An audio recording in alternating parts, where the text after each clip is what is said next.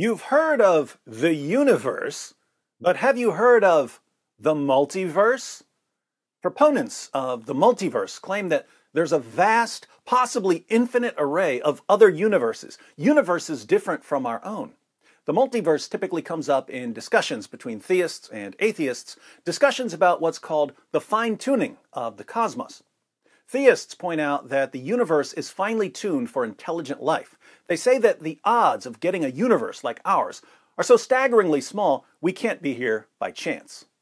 Atheists respond by claiming that if there's actually an infinite array of universes, well, it's not so improbable that at least one of them would be capable of supporting intelligent life. In fact, many of them might be capable of supporting intelligent life.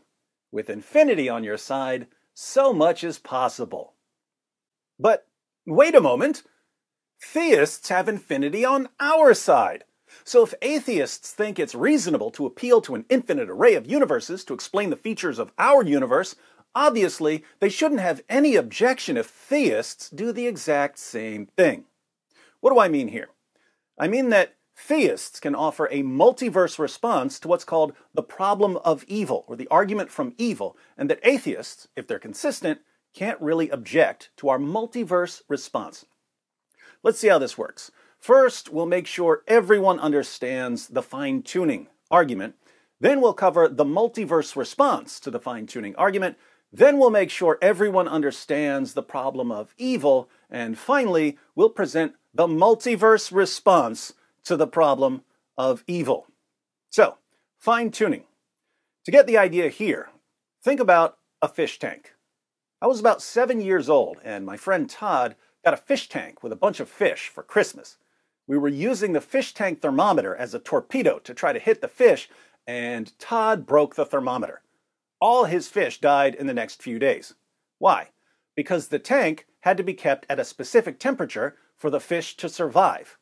The temperature had to be finely tuned, but not nearly as finely tuned as the universe.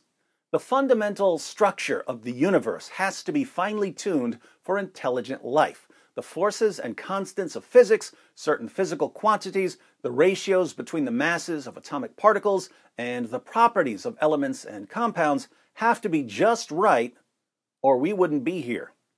Consider some of the forces of nature.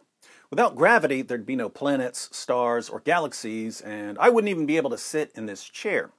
Without the strong nuclear force, protons and neutrons wouldn't hold together in the nucleus of an atom, and hydrogen would be the only element on the periodic table. Without the electromagnetic force, there'd be no chemical interactions between atoms, and the molecules necessary for life couldn't form. But the fact that we have the necessary forces isn't nearly as surprising as the fine-tuning of the numbers that physicists plug into the laws of nature. These are the constants of physics: the cosmological constant, the gravitational constant, the strong force constant, the fine structure constant. These numbers could have had a wide range of values, and yet the values they actually have fall into the extremely narrow range that make biological life possible. Part of the reason we're alive is that the universe turned out just right for life. Should we attribute this to chance? Did we just get lucky? Well, suppose a murderous psychopath locks you in a room, puts a gun to your head, and hands you 2 dice. He says, if you roll double sixes, I'll let you live. If you roll anything else, you're dead. Now, roll. So, you roll the dice. Huh! Double sixes. Man, that was lucky. Then he tells you to do it again. Double sixes again, or you're dead. You roll them again. Huh!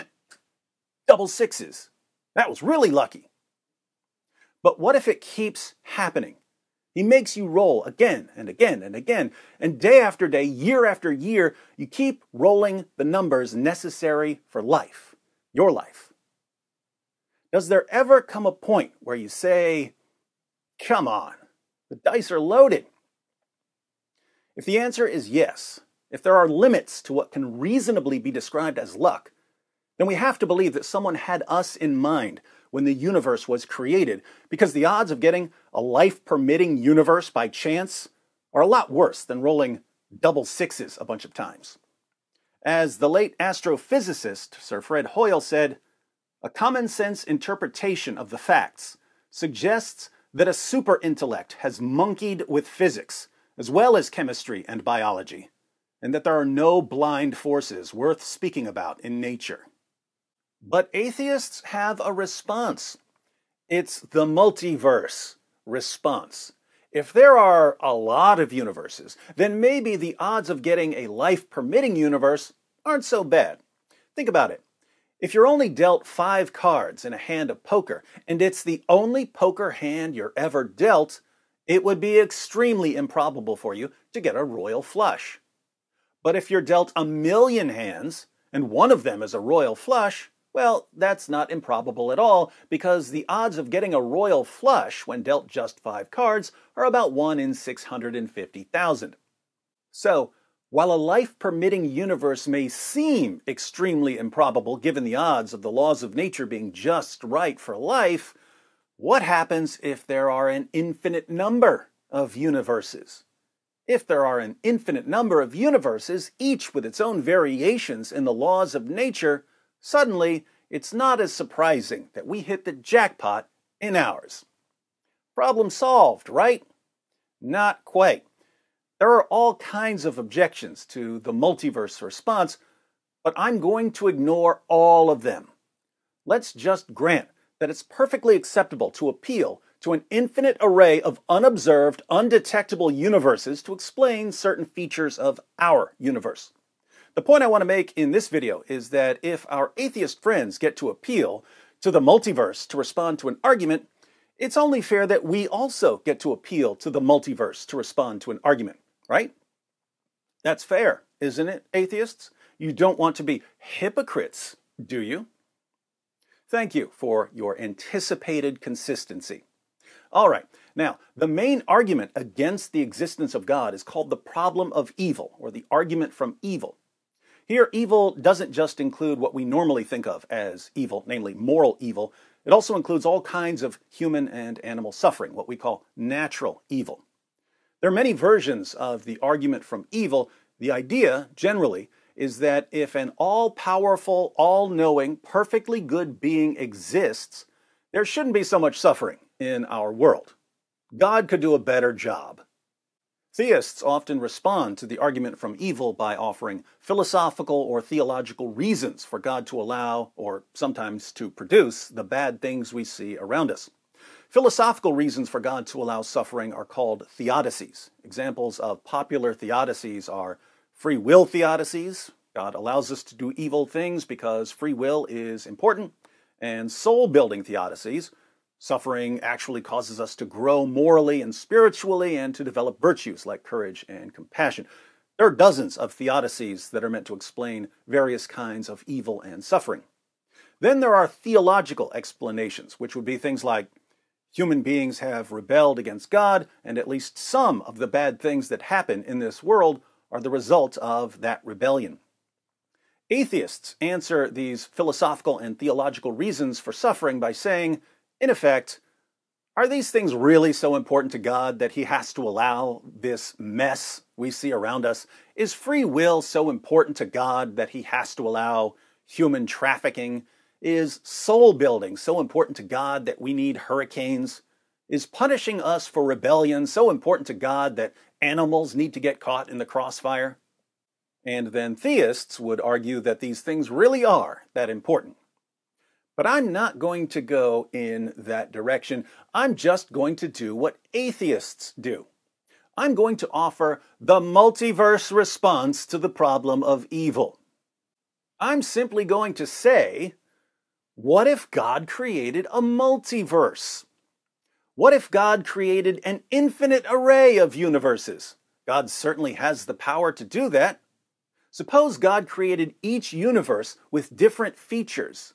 Perhaps the vast majority of alternative universes are the hedonistic paradises that atheists say God should have made. But in our universe, God did things a little differently. He gave people a great deal of free will. He made a place where lots of things go wrong so that people can develop virtues like courage and compassion. He punished rebellion. Can you really say that God couldn't do this in just one of the infinite universes he created? On what basis can you say that he couldn't? Your feelings? Why should your feelings about the multiverse response to the problem of evil bother us any more than our feelings about the multiverse response to cosmic fine-tuning bother you? Or are you going to say that there's something really, really weird about appealing to an infinite array of unobservable, undetectable alternative universes to explain away the features of the one we actually observe?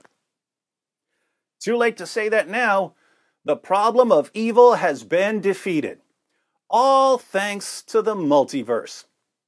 I don't make the rules, atheists. I just enforce them. By the way, if you'd like a fuller introduction to cosmic fine-tuning, be sure to check out William Lane Craig's excellent animated video on the fine-tuning of the universe.